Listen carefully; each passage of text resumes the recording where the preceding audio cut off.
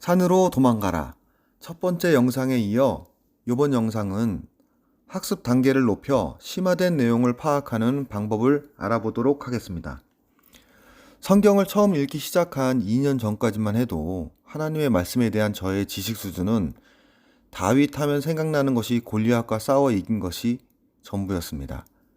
성경을 읽기 시작하면서 다윗이 우리아의 아내를 범하는 충격적인 사실을 알게 되었으며 가나안 땅을 차지하면서 남녀노소 심지어는 어린아이까지 진멸하라 명하신 것을 알게 되면서 인간적으로 이해하기 힘든 시기도 있었습니다. 인본주의적 사고방식을 가지고 있던 제가 감당하기에는 이해하기 힘든 일이었습니다. 이렇게 빈약한 지식을 가지고 있던 자가 현재 블로그에 하나님의 말씀을 기록하고 또한 영상까지 제작을 하고 있습니다. 앞서 언급한 가나안 땅에서 진멸하는 사건은 창세기를 비롯한 구약 성경의 기초적이며 본질적인 하나님의 말씀을 제대로 알고 있어야 이해가 가능한 사건입니다. 이러한 기독교의 근간이 되는 교리의 기초가 되는 중요한 말씀에 대한 이해 없이 문자적이고 역사적인 사실만 놓고 이해를 하다 보면 기존의 내 안에 자리 잡고 있는 인본주의적 세계관으로는 도저히 납득이 안 되는 일이 될 수밖에 없게 되는 것이죠. 기독교 교리의 근간이 되는 구약 성경에 기록된 하나님의 말씀을 도외시하고 신약 성경의 말씀들을 피상적인 의미들로 성경을 해석하다 보니 왜곡이 더해져 수많은 교리들로 나뉘어질 수밖에 없는 것이죠. 또한 하나님의 말씀은 때가 이를 때까지 봉인이 되어 있는 책입니다. 다니엘 12장 4절 그러나 오 다니엘아 너는 끝이 임하는 때까지 그 말씀을 닫아두고 그 책을 봉인하라. 많은 사람이 이리저리 다름질하고 지식이 증가하리라. 이 말씀은 때가 되어야지만 봉인이 풀려 제대로 볼 수 있다고 말씀해 주시는 내용입니다. 그동안 인류는 수많은 시대를 거치면서 봉인이 되어 있는 말씀을 놓고 수많은 해석을 해왔지만 봉인이 되어 있는 관계로 상징적인 해석을 할 수밖에 없었습니다. 제 글의 중간중간에 하나님의 말씀을 선포하는 사역을 하는 각 교단들을 판단하는 글들이 참 많이 보입니다. 지금 와서 보니 말씀들이 봉인이 되어 있는 상태에서 상징적인 의미로 풀어놓은 것을 배우고 들은 목회자분들이 상징적인 해석을 하는 것은 당연할 수밖에 없다는 생각이 드네요.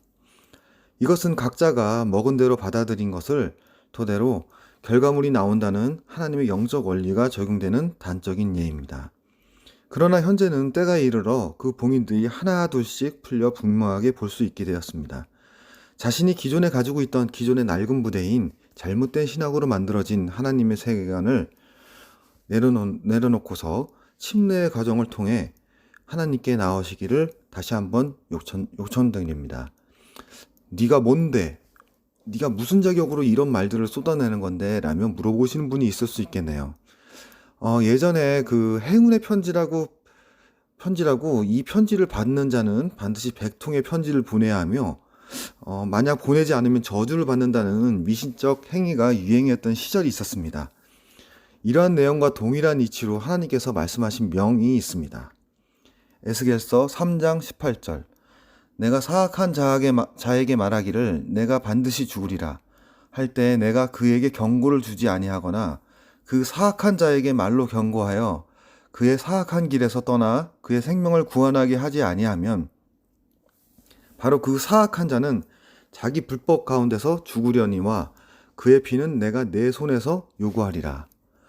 에스겔서 3장 19절 그런데 내가 그 사악한 자에게 경고를 주었을 때 그가 자기의 사악한 행위와 자기의 사악한 길에서 돌이키지 아니하면 그는 자기 불법 가운데서 죽으려니와 너는 내 혼을 건졌느니라.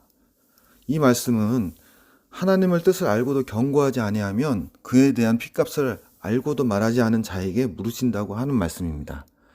에스겔 3장 5절 내가 말이 생소하거나 언어가 어려운 백성에 너를 보내지 아니하고 이스라엘의 집에게 보내느니라. 이러한 말씀들을 다른 민족, 다른 나라가 아닌 오직 너의 언어를 쓰는 민족에게만 하나님의 뜻을 선포하면 된다고 경고하면 된다고 상세하게 말씀해 주셨습니다. 즉 한국말로 한국 사람들을 대상으로 해서 전하면 된다는 선포 범위까지 정해 주셨죠.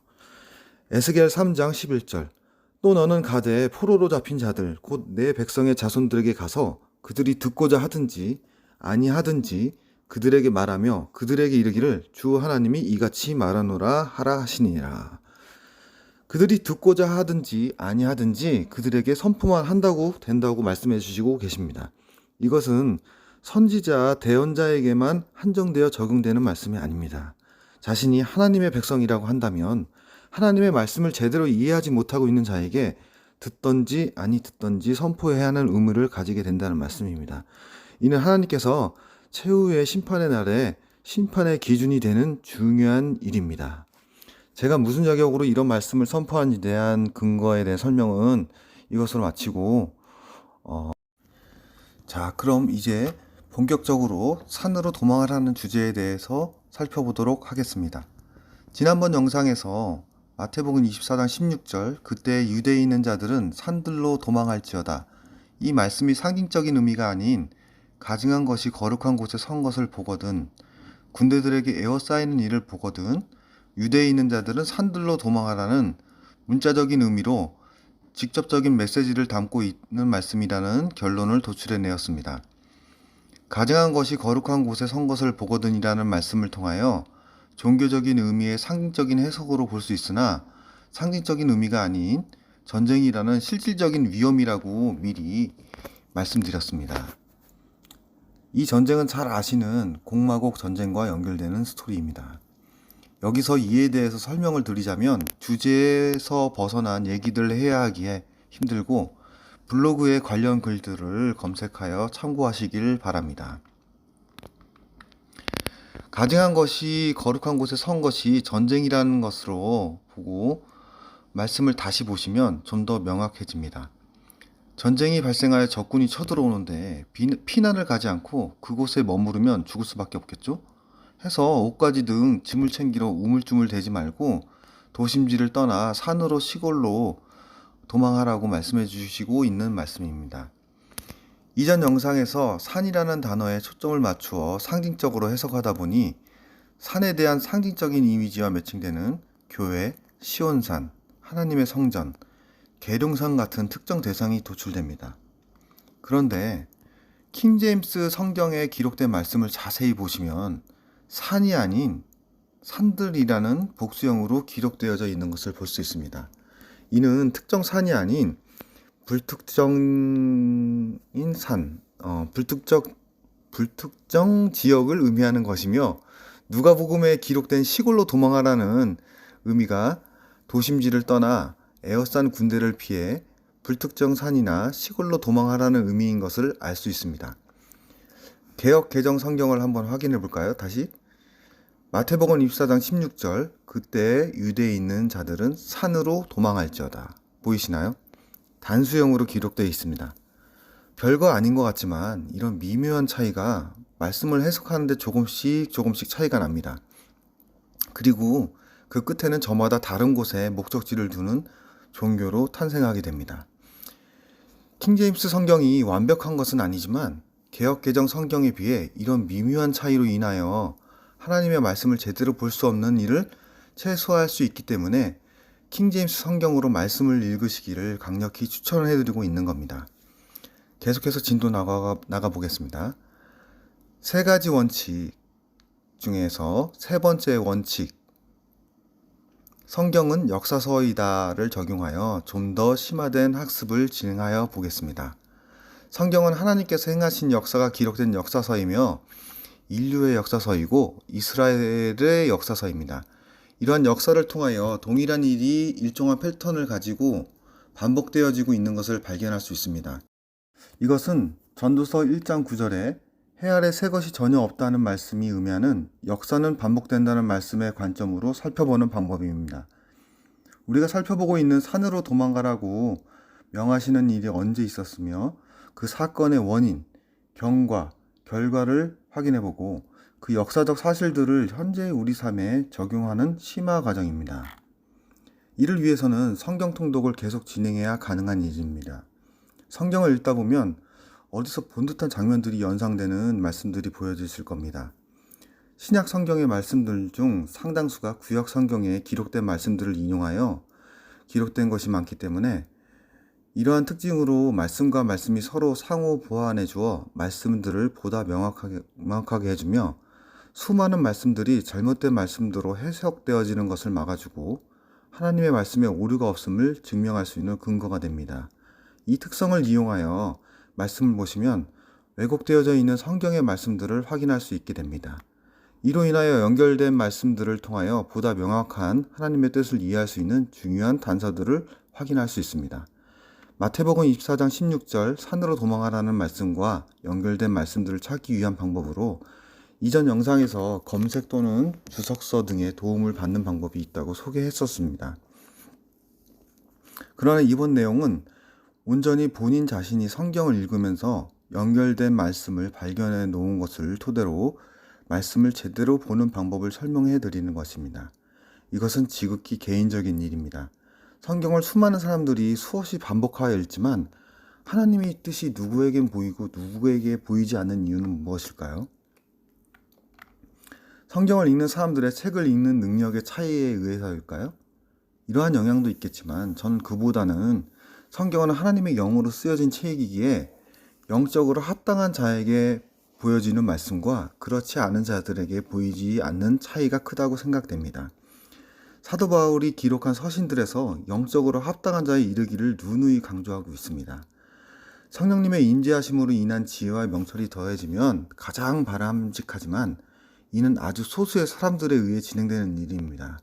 이 경지에 도달하기 위해 경주해야 하는 것이 우리의 목표입니다.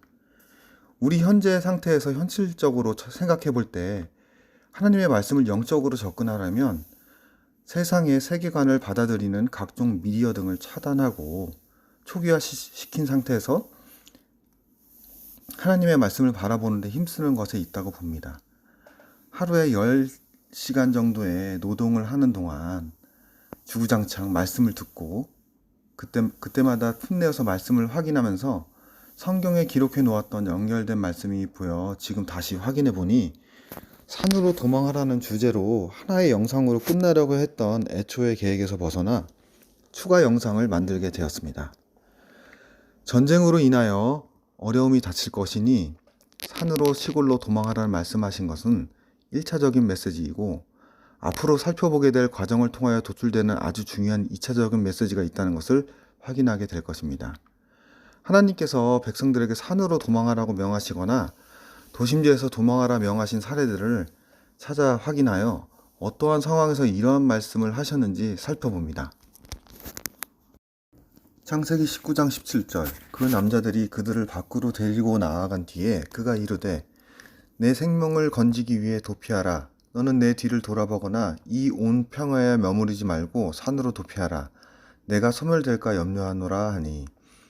지금 인용한 말씀을 마태복음 24장 16절 밑에 메모해 두시면 도움이 되실 겁니다. 이 말씀은 천사들을 미리 보내시어 롯과 그의 가족들을 산으로 도피하게 하시는 말씀입니다. 산으로 도피하라고 명하신 이유는 잘 아시다시피 소돔과 고모라를 유황과 불로 심판하시기 전에 롯과 그의 가족들을 피신시키기 위한 것이라는 것을 알 수 있습니다. 전쟁을 피해 산으로 도망하라는 말씀과 동일한 성격의 사건이라는 것을 알 수 있죠. 이 사례를 적용하여 볼 때 산으로 시골로 도망하라는 말씀을 주신 것이 단순히 전쟁 등의 재난이나 재앙으로부터 피하는 것에 그치는 것이 아닌 하나님의 심판으로부터 하나님의 백성들을 보호하시기 위한 하나님의 사랑을 느낄 수 있는 말씀이라는 것을 확인할 수 있습니다. 즉 전쟁이 하나님의 심판의 도구로 쓰이고 있다는 것이죠. 이는 과거 이스라엘의 역사에서 그들의 죄로 인하여 수많은 제국들에 의해서 침략을 당함으로써 어려움을 겪는 일들이 성경에 수없이 기록되어 있습니다. 현재 산으로 도망하라는 말씀을 교회로 모이라고 교회를 지켜야 한다고 선포하고 있는 것을 볼 때 이는 하나님의 심판을 제대로 한번 겪어보자는 말을 선포하고 있는 어처구니 없고 엄청나게 왜곡된 말씀이 선포되고 있다는 것을 알 수 있습니다. 관련된 말씀 하나 더 살펴보겠습니다. 예레미야 51장 6절 바빌론의 한가운데에서 나와 도망하고 각 사람이 자기 혼을 건질지어다. 이때는 주가 원수 갚는 때니 그녀의 불법 가운데서 끊어지지 말라. 그가 그녀에게서 보응하리라. 예레미야에서는 웅장하고 번성한 도시인 바빌론에서 나와 도망하라고 말씀을 해주시고 계십니다. 하나님께서 원수를 갚을 때니 바빌론에 거하고 있다가 죽지 말고 도망하여서 생명을 보존하라는 메시지를 주고 계십니다. 이 말씀은 내 백성아 거기서 나와라는 메시지로 요한계시록 18장 4절 말씀과도 연결되는 말씀입니다. 바빌론을 상징적인 해석에서 벗어나 현재 우리가 살고 있는 세상의 도시들로 인식하지 못하면, 깨닫지 못하면 하나님의 진노의 심판에 의해 끊어지는 일을 당하게 될 것입니다. 성경에 기록된 말씀을 현재 우리의 삶에 적용시키는 작업이 병행되어야 합니다. 상징적인 것이 아닌 현실에 적용할 수 있는 말씀으로 볼 수 있어야 합니다. 이것이 이루어지지 않으면 생명이 되는 말씀이 아닌 사망으로 이끄는 말씀이 됩니다. 읽어도 깨달아서 행동으로 이어지지 못하면 사망에 이르게 되는 상태에 놓이게 되는 것이죠. 누구에게는 소망의 말씀이 되지만 누구에게는 저주의 말씀이 된다고 어느 목회자분이 선포하신 말씀이 갑자기 떠오르네요. 마태복음 24장 16절 유대에 있는 자들은 산들로 도망하라는 말씀은 가증한 것이 거룩한 곳에 선 것을 보는 시점, 군대 에워싸이는 전쟁에 처하게 되는 때 산으로 시골로 반드시 도망하라는 메시지를 가지고 있으며, 이는 그 도시에 하나님의 심판이 이루어질 것이기 때문에 미리 하나님의 백성을 도피시키기 위한 메시지라는 것을 확인해 보았습니다. 산으로 도망하라는 말씀을 1차적인 메시지만 깨닫고 이를 믿고 따르기만 해도 당장에는 문제가 없습니다. 그러나 산으로 도망하라고 명하신 이유가 하나님의 진노의 심판을 하시기 위한 것이라는 2차적인 메시지를 알고 있는 사람은 그 도심지에 대해서 미련을 가지는 일을 하지 않게 될 것입니다. 그러나 그냥 옆집 아저씨가 도망하라고 해서 따라 나서긴 했는데 2차적인 메시지를 깨닫지 못한 자들은 눈앞의 상황이 괜찮아지면 다시 도심지로 복귀하게 되는 일이 발생하게 될 것입니다. 이들은 하나님의 진노의 심판에서 노출되어 사망에 이르게 되는 일을 겪게 될 수밖에 없겠죠. 지금까지 말씀을 어떠한 관점에서 보고 어떻게 읽느냐에 따라서 우리의 삶과 죽음이 결정된다는 것을 확인해 보았습니다. 이는 비단 육체의 죽음에 한정된 이야기가 아니며 부활 및 새로운 몸으로 다시 태어나게 되는 요한계시록 20장 6절에 기록되어 있는 첫째 부활에 참여하느냐의 여부를 가름짓는 중요한 기준이 되는 계기가 됨을 알 수 있습니다.